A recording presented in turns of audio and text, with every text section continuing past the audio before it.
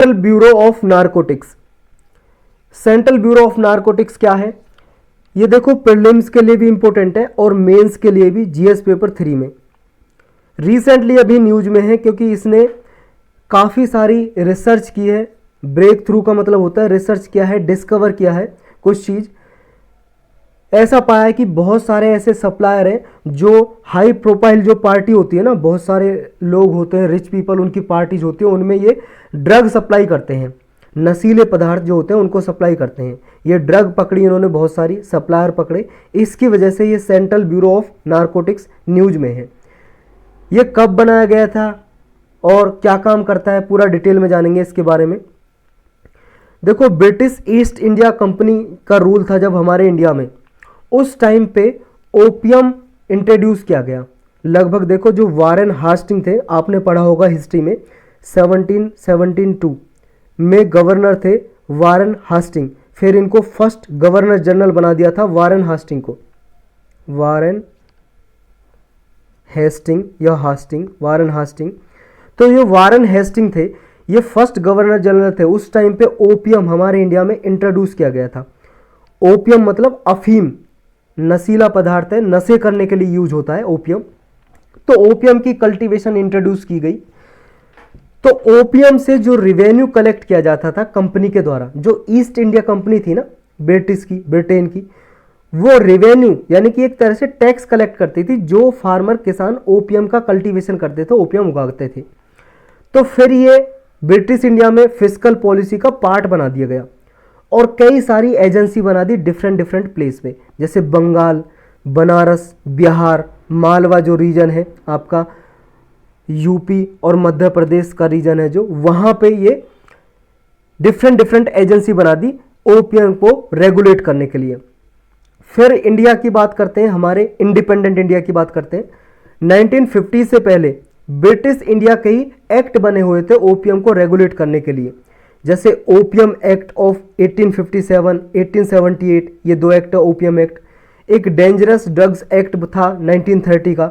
तो ये provincial government को पावर देते थे, प्रोविंशियल गवर्नमेंट यानी कि स्टेट रीजनल लेवल की गवर्नमेंट को पावर देते थे कि वो ओपियम को कैसे रेगुलेट करेंगे, रूल्स रेगुलेशन कैसे बनाएंगे।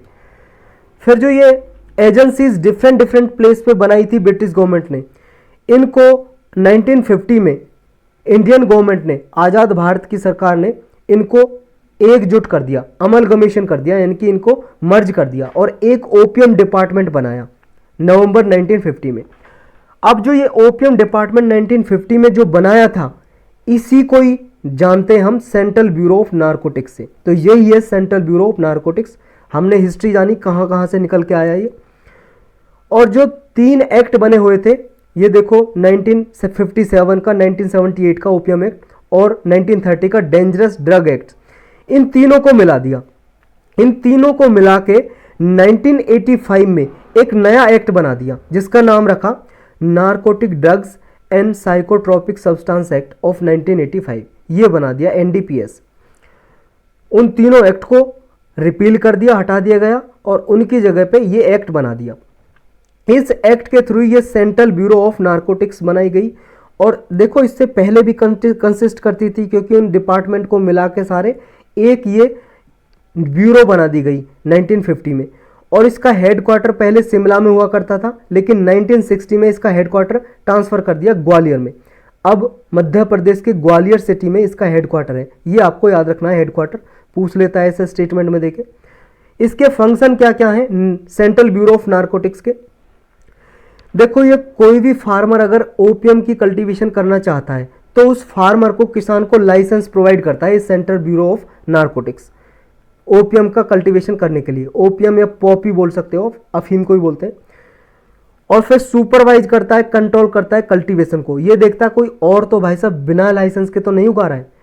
और जो लाइसेंस लेने के बाद कल्टीवेट करते हैं किसान, उनसे फिर खरीदता भी है। उनका प्रोसीजर डिफाइन करता है कि किस तरह से हम खरीदेंगे आपसे ये ओपियम, जो अफीम आपने उगाई है। कौन सी मिनिस्ट्री के अंदर काम करता है ये सेंट्रल ब्यूरो ऑफ नारकोटिक्स? देखो मिनिस्ट्री ऑफ फाइनेंस है, वित्त मंत्रालय के अंदर डिपार्टमेंट है, डिपार्टमेंट ऑफ रेवेन्यू। इस डिपार्टमेंट के अंडर काम करता है नेशनल कंट्रोल ऑफ, ये नेशनल ब्यूरो ऑफ नारकोटिक्स। तो ये भी आपको याद रखना है कौन से मिनिस्ट्री के अंडर काम करेगा ये। और किस तरह से देखो इंडिया ने जो ये कानून बनाए 1985 का जो कानून बनाया है, narcotic drugs and psychotropic substance act, देखो यहाँ पे हमने पढ़ा था ये वाला एक्ट।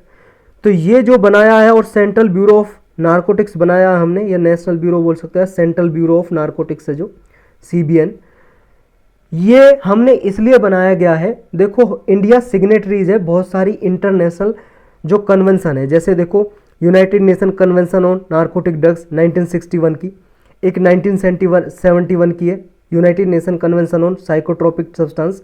तो ये बोलती हैं कि पूरे वर्ल्ड वाइड जो ड्रग्स हैं इसको रेगुलेट करें अपने अपने देश में सारी कंट्रीज। एक है United nation convention against the illicit traffic in narcotic drugs and psychotropic substance 1988। तो ये कुछ कन्वेंशन है, इन्हीं को ही लागू किया है हमारी कंट्रीज़ ने। बहुत सारी डिफरेंट कंट्रीज़ ने, उनकी ऑब्लिगेशन बनती है, उनका आभार बनता है कि अपने देश में ओपियम या ऐसी नशीले पदार्थ हैं जो उनको कंट्रोल किया जाए। तो इसके थ्रू ही ये सेंट्रल ब्यूरो ऑफ नारकोटिक्स बनाया, सेंट्रल ब्यूरो ऑफ नारकोटिक्स, और ये एक्ट पास किया NDPS एक्ट। जो सेंट्रल ब्यूरो ऑफ नारकोटिक्स है ये इंटरनेशनल नारकोटिक कंट्रोल ब्यूरो है वियना में। वियना ऑस्ट्रिया एक कंट्री है यूरोप में, उसकी कैपिटल है वियना, उसकी राजधानी है वियना, वहाँ पे बना हुआ है इंटरनेशनल नारकोटिक कंट्रोल बोर्ड। ये देखो सारी कंट्रीज़ के लिए रूल्स रेगुलेशन जारी करता है कि किस तरह से आप कंट्रोल करोगे ये नशीले पदार्थों को, ड्रग्स को। तो इससे इंटरेक्शन करता है ये सेंट्रल ब्यूरो ऑफ नारकोटिक्स से हमारा, इस international narcotic central control board से, इंटरनेशनल नारकोटिक कंट्रोल बोर्ड से इंटरेक्ट करता है, ताकि ड्रग्स हैं जो उसको रोका जा सके, इलीगल जो ड्रग्स की ट्रैफिकिंग होती है उसको रोका जा सके। तो यही था इसके